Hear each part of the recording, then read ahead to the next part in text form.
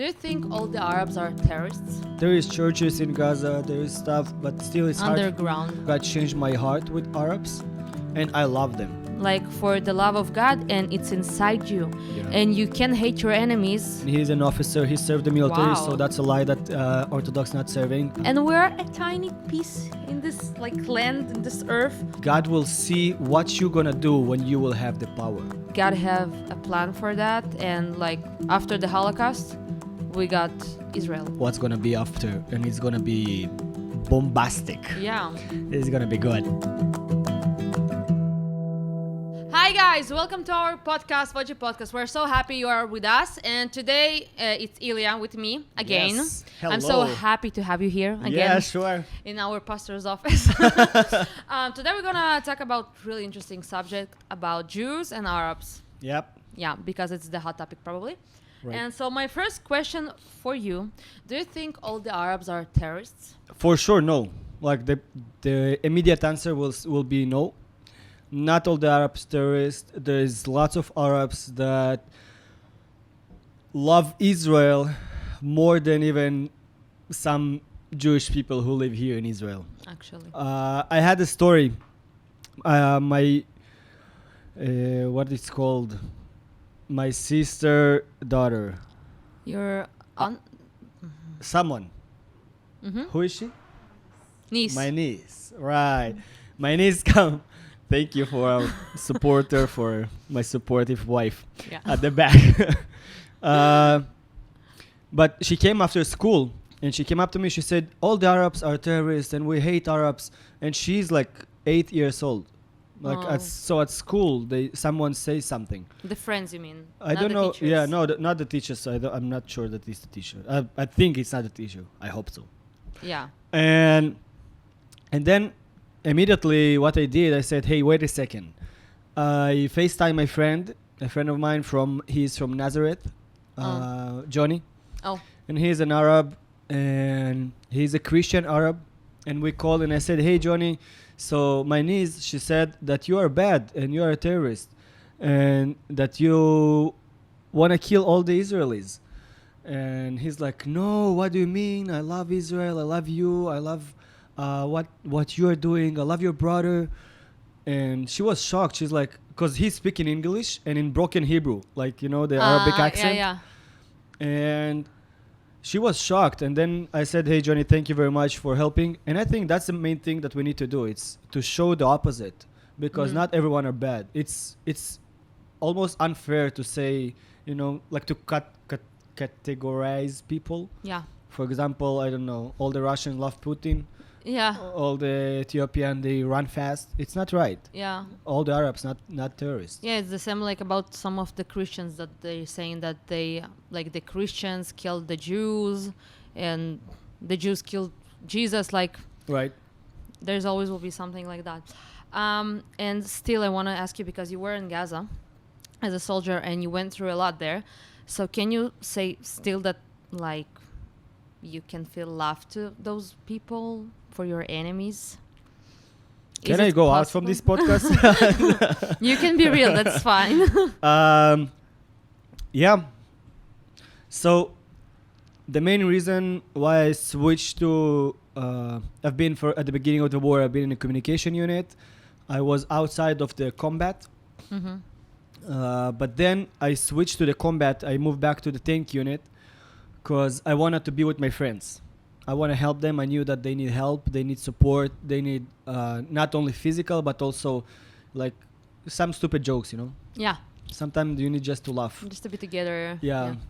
And that was the main reason.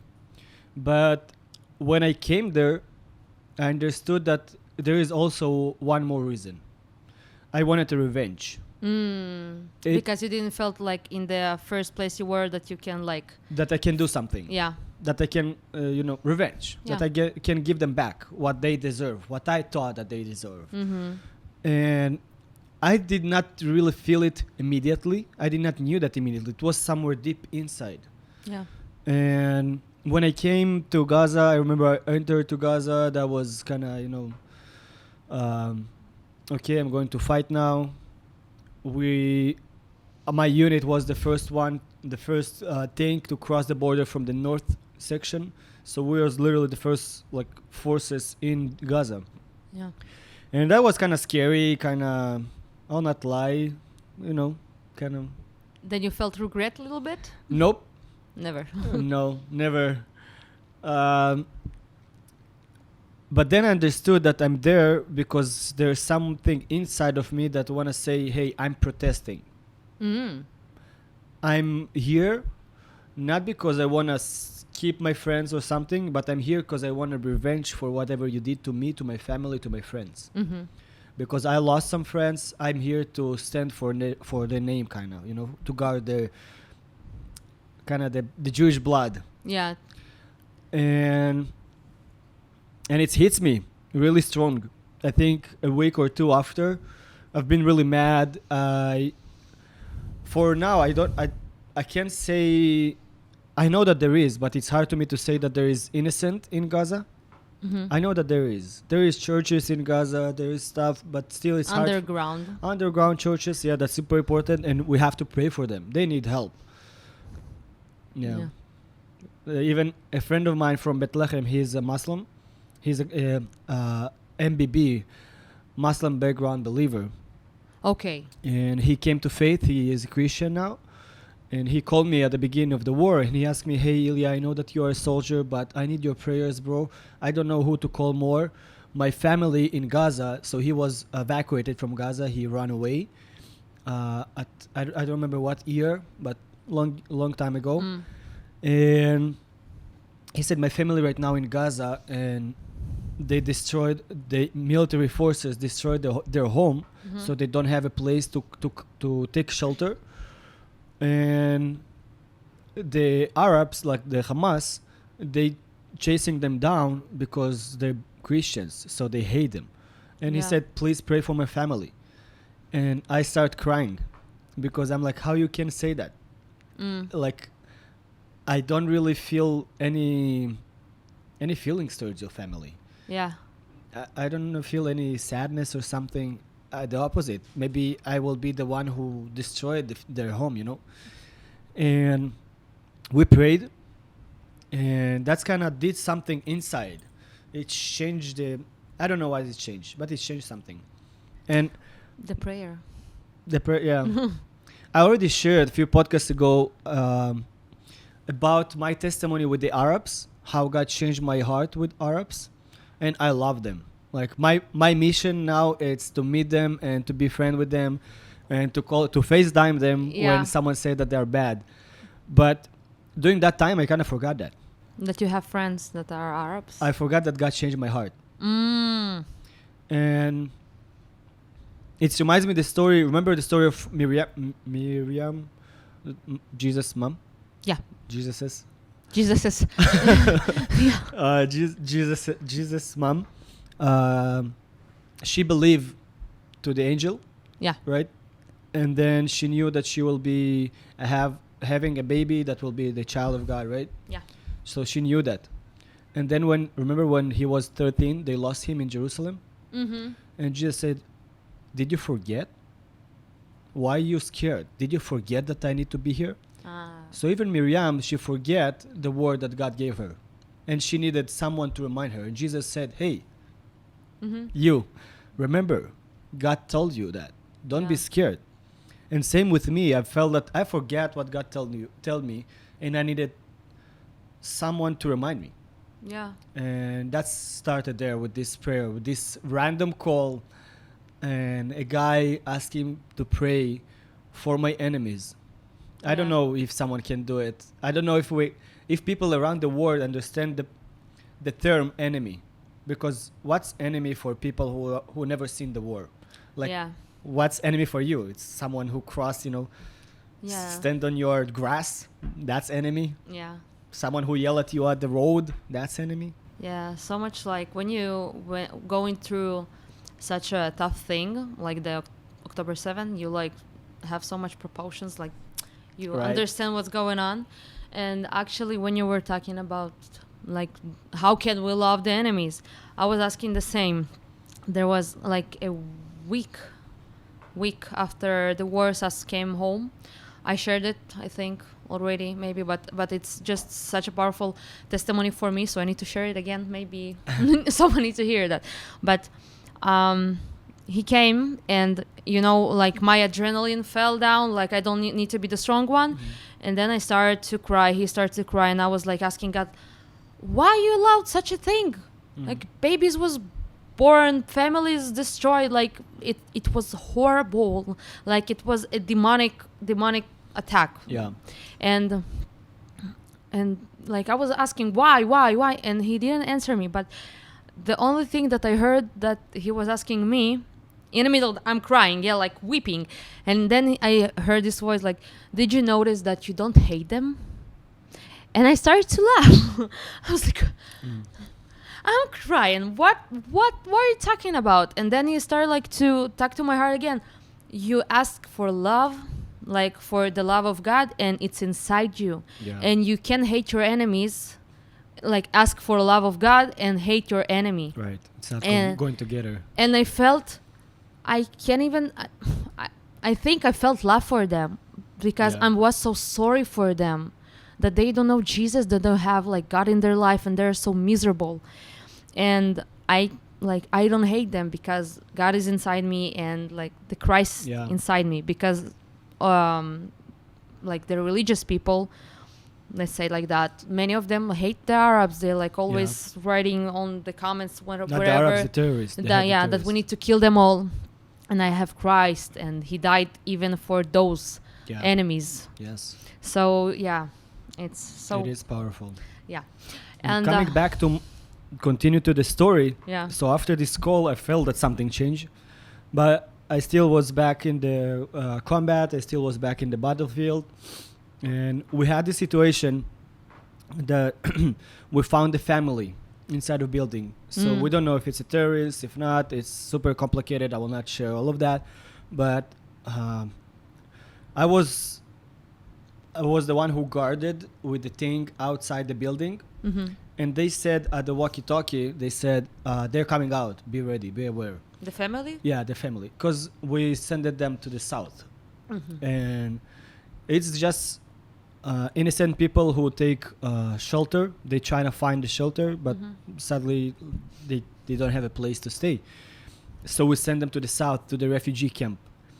And when I heard at the walkie-talkie that they're coming out, I immediately put my machine gun on the what is called, on the door to be ready, because I don't know what can be. Yeah. And then all of a sudden, a guy, an officer, he is ultra orthodox. He live in Masharim in Jerusalem, and he's an officer. He served the military, Wow. so that's a lie that Orthodox not serving. Yeah.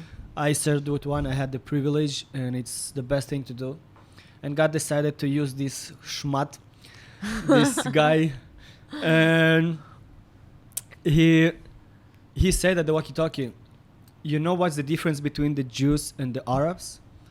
It was like an open question, and he said that God checking you when your hand will be on top. God will see what you're gonna do when you will have the power. Immediately, I had tears in my eyes. First thing, I moved the machine gun. Then I moved the cannon also of the tank aside, so they will not be afraid. Yeah. And then I had this terrible revelation, and again, like a reminder that I'm a sinner as they are sinners too. I'm forgiven as they're forgiven too. I'm not worthy as I thought they are not worthy too.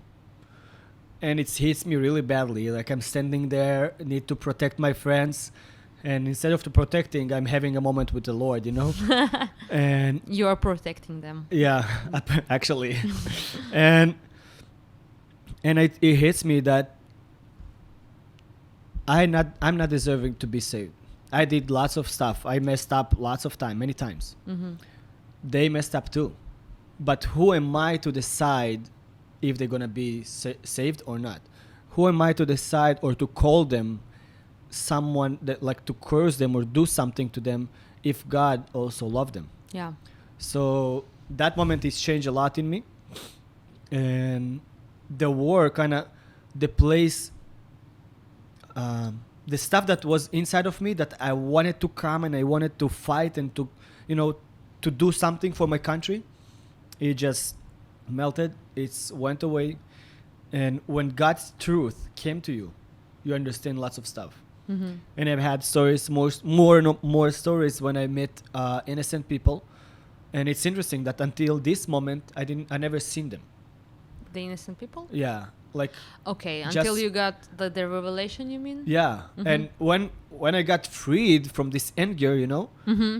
all of a sudden I see these people.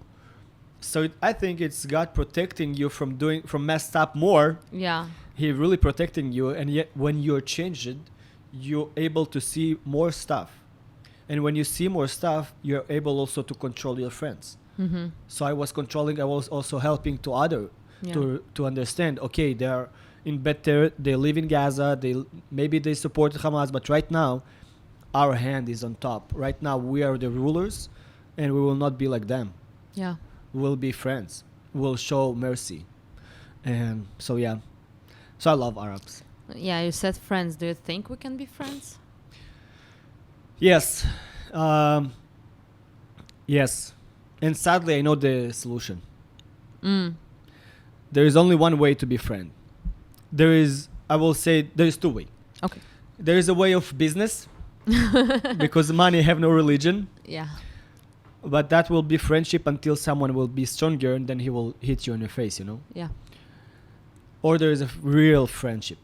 Mm-hmm. And this real friendship can come only through Jesus. Yeah. That's the only solution. That's the only way that we can change. I've seen so many stuff that I know that only God can change it. Only Jesus can change it. I'm really sad that I've seen that, because now I know the solution. There is only one solution. Yeah. Like there will be no peace. Yeah. Okay, there will be the 1,000 years of peace, right? When the ruler will come, when the Antichrist will rule for 1,000 years, and there will be no wars, but it will not be the peace that Jesus can give, Yeah. because Jesus will come and he will give something more. Mm-hmm. Of course, after war and stuff, Yeah. but when I've been in Turkey, I met a guy. He is a tall guy. He's big.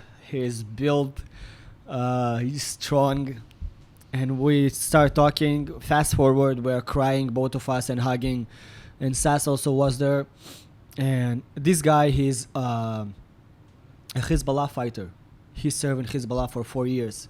Hezbollah is. The terror organization in Lebanon, and he was trained up to kill us, to kill the Jews. I was trained up to kill him, to kill the terror organization.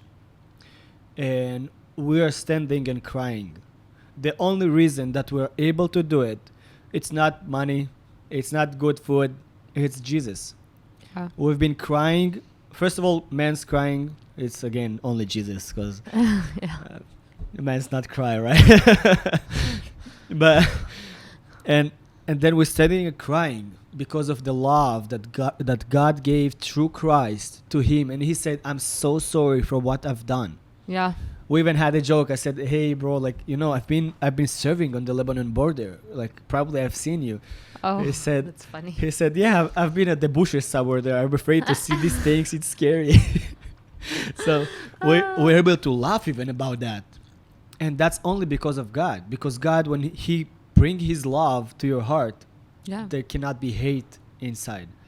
It's not going together. It's either love of God, either hate, and the hate not coming from God. Yeah.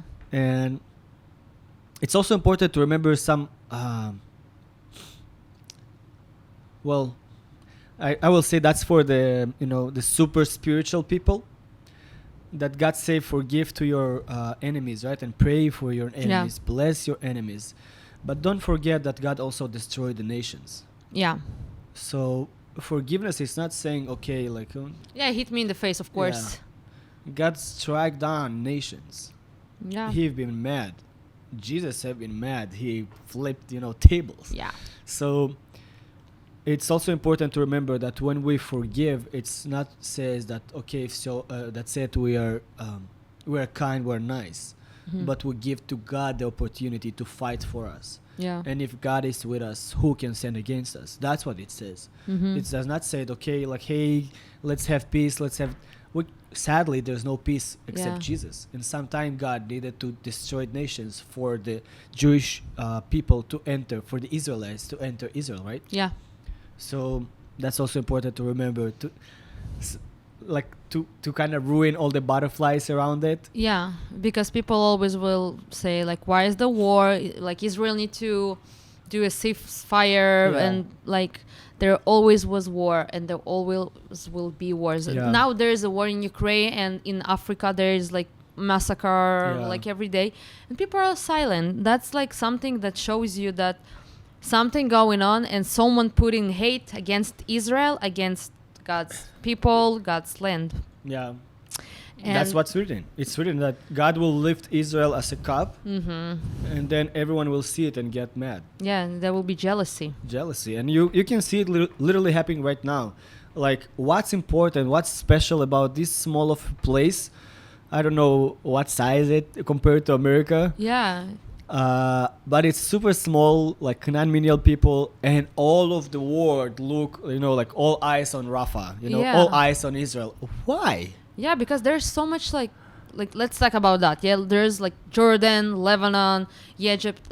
It's huge places. Like Yeah. Lebanon not, but still. Yeah. There's so much place for like Muslims countries. Yeah. And we're a tiny piece in this like land, in this earth, just for Jews.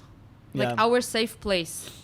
We cannot be safe in Europe. People say like go back to Russia, Poland, Europe, whatever. But Look at the riots there now. yeah, like that's the place they were killed. Yeah. Like just I don't know, 100 years ago it was Right. the Holocaust. Yeah, almost even less. And stop hate us. Yeah, that's why it's interesting, because you can really see a prophecy. This small of a nation, this small of a country, all of a sudden being the middle of the news. Yeah. Like how?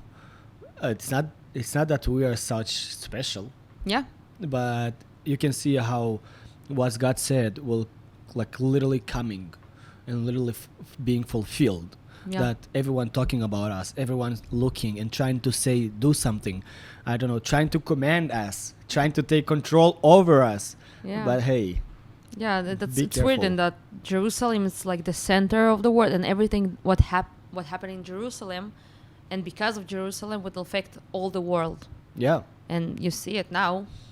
But actually, it's still funny that not everybody knows about what's happening in Europe. Actually, when you go, some people was telling me stories that in Italy there was a story that a family came to this small city in Italy somewhere, where some restaurant, and they were talking with the waitress, and he was like, "Oh, I know, I have friends in Israel," and he said like the Bibas family, Bibas, Bibas. yeah, Oh wow, and there was like, "What did you say? Who's your friends?" Bibas, the two redhead Yeah, babies the and kidnapped. that were kidnapped, and they were like, "Do you don't know?" He was like, "Don't know what," and they told Wow. him the story, and he was shocked. He didn't know it, and it was like 6 months after the war, and still not everybody know that. that's wild. Yeah, My mom also, she came back, I don't remember where, from Greece. Cyprus or Greece, I'm She not was in sure. Greece, She was in Greece? Yeah. I know. Thank you that you know where my I mom was liking her photos. I know. And she also said that she's been talking to people and to her tour guide, and the tour guide does not understand like why they stopped to fly to Israel and stuff like that, because like that was her money, where the money came from, Yeah. and it's like an hour or 2 hours away. And I'm like, what do you mean? The tour guide does not know about the war? Yeah. It's so interesting. So Yeah. there is places in the world that does not know. And there's so much But- peace in these places, They're like just living the slow life, and I'm like, Yeah. can we go there, please, for a while?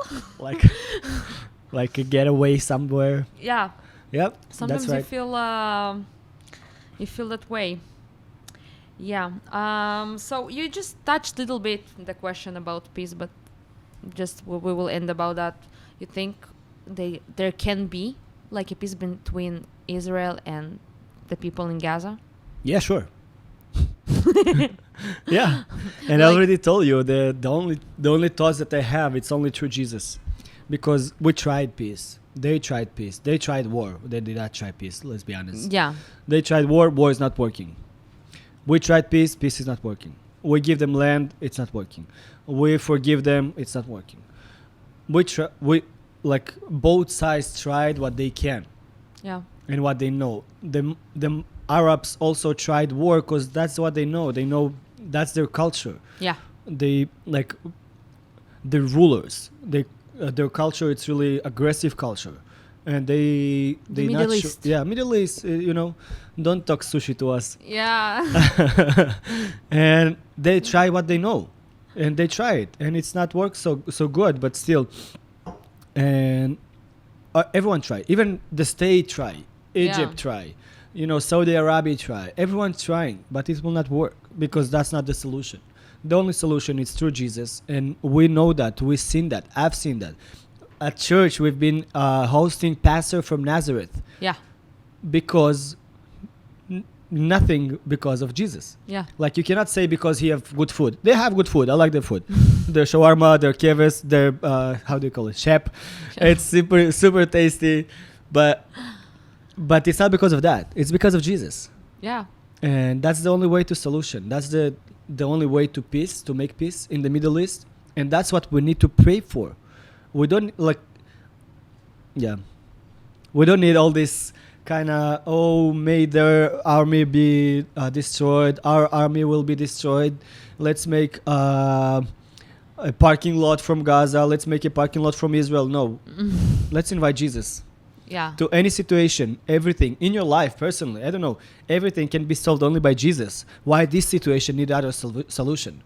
Yeah. This war need Jesus as well, as your life, as your breakthrough in life, as your financial part, as your relationship. Jesus is the answer for everything. Yeah. This funny joke that the pastor came and he's like, so what the name of this animal that have like a small teeth here, and he's doing like. And the kids said to the pastor, we know that it's Jesus, but it's really similar to, I don't know, to squirrel, Bielechka. Yeah, but how it? Because like a pastor talk only about Jesus, Why we cannot talk only about Jesus? Why that's not only the solution that we have? Yeah. So that's what I think. Yeah, I think it's not probably, but God is taking every evil and doing it for good. Yes. But maybe it's still like God have a plan for that, and like after the Holocaust, we got Israel. Yeah, we got the land. So like for every suffering, God is always will do something good. So I'm really exciting to see what's coming up. Even it's like all horrible, and we're still feeling the pain. Yeah. And it's still somewhere there, and we need healing from that. But and it's not worth it. Yeah, of course, what happened. But still, I'm so interesting and exciting to see like what's next, what God is preparing. Yeah. Yeah. Usually after each tough season or after each trials, you get what you need, like the kind of the bonuses, the benefits. Yeah. So you said right, after the Holocaust, we got the land. And I also looking forward with you what's going to be after. And it's going to be bombastic. Yeah. It's going to be good. Yeah, it's the same after Jesus, when he died, something bombastic happened. Right. We got saved. We thought that it's the end, but that's the opposite. Yeah, it's actually, yeah. It's end for something, but it's a beginning of something else. Yeah. I'm excited. Yes. Yeah, so thank you so much. Yeah, sure. Thank you. Thank you for inviting me. Really, yeah, it was really nice conversation. I hope you enjoyed it too.